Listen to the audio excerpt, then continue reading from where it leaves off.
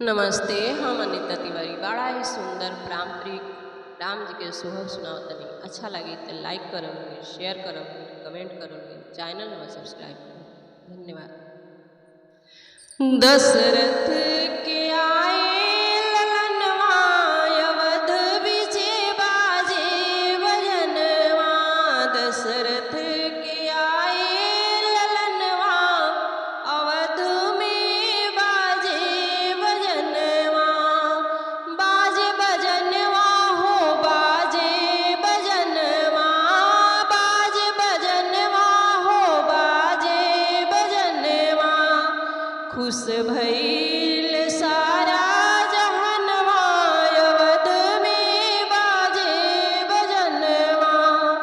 खुश भइल सारा जहनवा, अवध में बाजे भजनवा। दशरथ के आए ललनवा, अवध में बाजे भजनवा। सब देवता खुशियाँ मनावे, सब देवता मिली खुशियाँ मनावे। सब दासी मिली चंवर डोलावे, सब दासी मिली चंवर डोलावे। नारद सुनावे सगुनवा, अवध बिचे बाजे भजनवा। नारद सुनावे सगुनवा, अवध में बाजे भजनवा। दशरथ के आए ललनवा, अवध बिचे बाजे भजनवा। बाजे भजनवा हो बाजे भजनवा, बाजे भजनवा हो बाजे भजनवा। धन्य धन्य भइले भवनवा, अवध में बाजे भजनवा। धन्य धन्य भइले भवनवा, अवध में बाजे भजनवा। दशरथ के आए ललनवा, अवध बिचे बाजे भजनवा। दशरथ के आए ललनवा, अवध में बाजे भजनवा। नर नारी मिली आरती उतारे, नर नारी मिली आरती उतारे।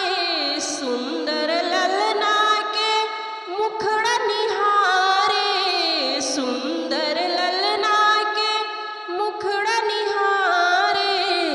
कौशल्या लुटावे कंगनवा, अवध बिचे बाजे भजनवा। कौशल्या लुटावे कंगनवा, अवध बिचे बाजे भजनवा। दशरथ के आए ललनवा, अवध में बाजे भजनवा। बाजे भजनवा हो बाजे भजनवा, बाजे भजनवा हो बाजे भजनवा।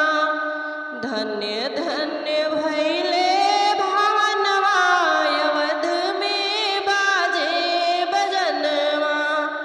धन्य धन्य भइले भवनवा, अवध में बाजे भजनवा। दशरथ के अइले ललनवा, अवध में बाजे भजनवा। दशरथ के आए ललनवा, अवध में बाजे भजनवा। सुधर बदन अखिया कजरारी, सुधर बदन अखिया कजरारी।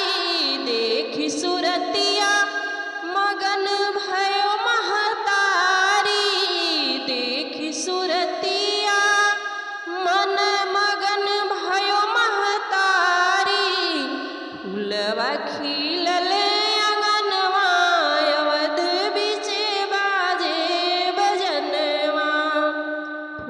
फुलवा खिलल अंगनवा अवध बीचे बाजे बजनवा बाजे बजनवा हो बाजे बजनवा बाजे बजनवा हो बाजे बजनवा खुश भइल सारा